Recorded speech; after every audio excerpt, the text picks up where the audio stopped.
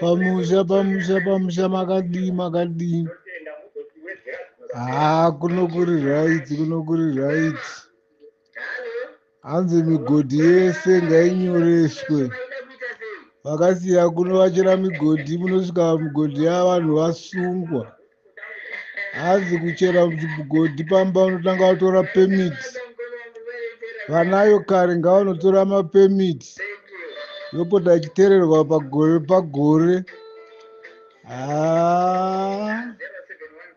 Kutora mvura mudhamu uchichakanya zvidhina unobhadhara mari kuzinwa. Kutengesa mvura pamugodhi wako wepamba unotora pemiti. Mukuru anotonga madzibaba. Mavharawo ari kusara, mukuru anotonga madzibaba. Hadzi mvura ndeyamunangagwa. Hakuna umwe ane mvura pasi rino muno muZimbabwe. Mvura yese muZimbabwe ndeyamunangagwa. Iwe unonzwa kuti taakutongwa manje. Inizvi handizvirambi because I think 2019 pandakachera mugodhi pamba ini, kansela wekumarani kwedu isu weZANU-PF akatouya akati unofanira kuteerera mugodhi wako. Ndikamuudza matuzvi kansela iyeye, ndikati chii chawakaita chakaisa kuti mvura ibude chandingateerera ndoteerera chii ipapo? Ndini ndacheresa mugodhi nemari yangu, ndakupedza ndonzi unofanira kuteera, ndoteera chii? Mvura yandanobata ndega pasi apo ndava kunzi teera. Ndakamuudza madhoti kansela. Masquera say, Mure Zimbabwe, welcome to our channel Zim Confessions and Deep Secrets. Kana kari kutanka kwa panenu channel, please don't forget to subscribe. Kana uchinga wagara, waka subscribe, but don't forget to comment and share this video. Nasi Mure Zimbabwe takigirai nyaya ya Buda nepama reserve hapo pani en audio yatakuigirai avisina omera mushe kubarua avisina omera mushe pama reserve hapo zviri kunzi zvonizo zinwa yava kutaura kuti aiwa mvura ndeyava munangagwa. Hanzi mugodhi wega wega wakacherwa pane mari inofanira kubhadharwa kuzinwa. Zvakare zviri kunzi ukashandisa mvura from dam uchidiridza, hanzi unofanira kubhadhara kuzinwa. Hanzi pane payment yaurifanira kuita kuzinwa. Vanhu vari kumaruwa vachema vachitaura vachiti zvinhu hazvi kubatana, zvinhu hazvi kufamba. So kuti mitemo yakaita seiyoyo iiswe inowanikwa ichivarwadza, inowanikwa ichivatsikirira muri Zimbabwe. There is an audio yatakuigirai one of my rural districts emuno muZimbabwe zviri kunzi zvakutoimplementwa, chatobvondoka chatochaya. Vanoizinwa kutoda mari yavo vachitaiwa mvura ndeyenyika, mvura ndeyava munangagwa. Tingade kuwesta nguva yenyu ndongo kuti isai audio iyi muhamadza zvamuri kufunga pamusoro penyaya iyi mucomment section. Pamusha makadii. Kunokuri right. Hanzi migodhi yese ngainyoreswe. Vakasiya kunovachira migodhi, munosvika migodhi yavanhu vasungwa. Hanzi kuchera migodhi pamba unotanga watora pemiti. Vanayo kare ngavanotora mapemiti yopota ichiteererwa pagore. Kutora mvura mudhamu uchichakanya zvidhina unobhadhara mari kuzinwa. Kutengesa mvura pamugodhi wako wepamba unotora pemiti. Mukuru anotonga madzibaba. Mavharawo ari kusara, mukuru anotonga madzibaba. Hadzi mvura ndeyamunangagwa. Hakuna umwe ane mvura pasi rino muno muZimbabwe. Mvura yese muZimbabwe ndeyamunangagwa. Iwe unonzwa kuti taakutongwa manje. Inizvi handizvirambi because I think 2019 pandakachera mugodhi pamba ini, kansela wekumarani kwedu isu weZANU-PF akatouya akati unofanira kuteerera mugodhi wako.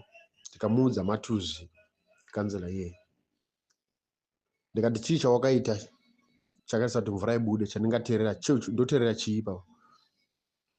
Ndini ndacheresa mugodhi nemari yangu, ndakupedza ndonzi unofanira kuteera. Ndoteera chii? Mvura yandanobata ndega pasi apo ndava kunzi teera.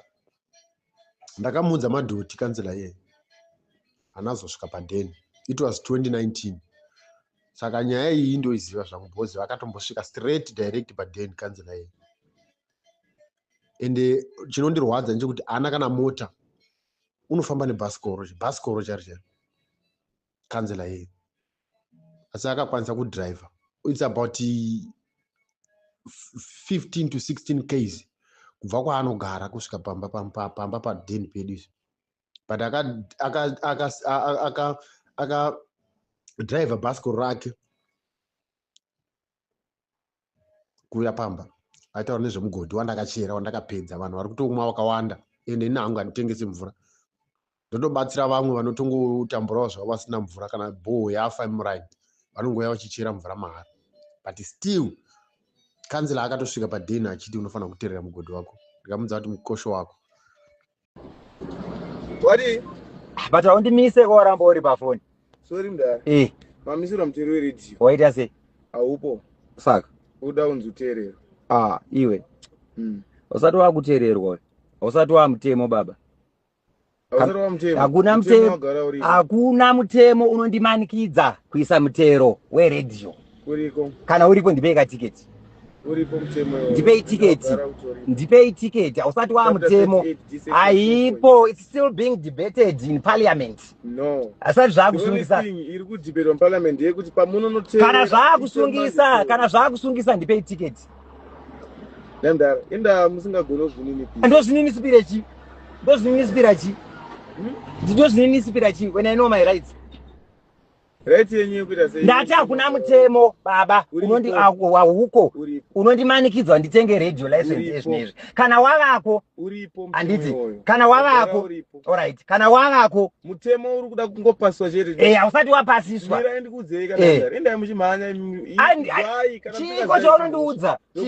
Tinofamba paroad apa every day baba ndiudze. Ndinokuudzai kana mumbunzwa.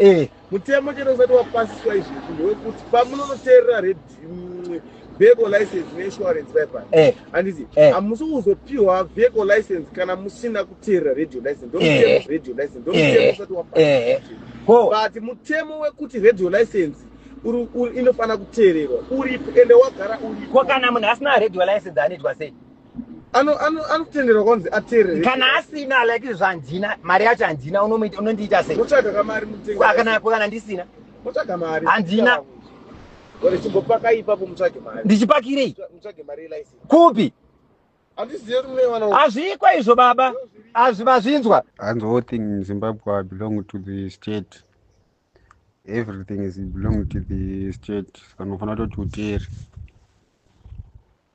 Even chero magarden chero machi unofana kunge muchitoteera. Even kana minda munorima chero everything mufana toteera. Chasara muZimbabwe kubviswa masalt checks, mabread checks zvaitwa nana Louis the 16th kuna France uku ndochangosara chete. Ndochangosara kuisa masalt checks nana road checks nana bread checks. Ndokwata kuenda ikoko.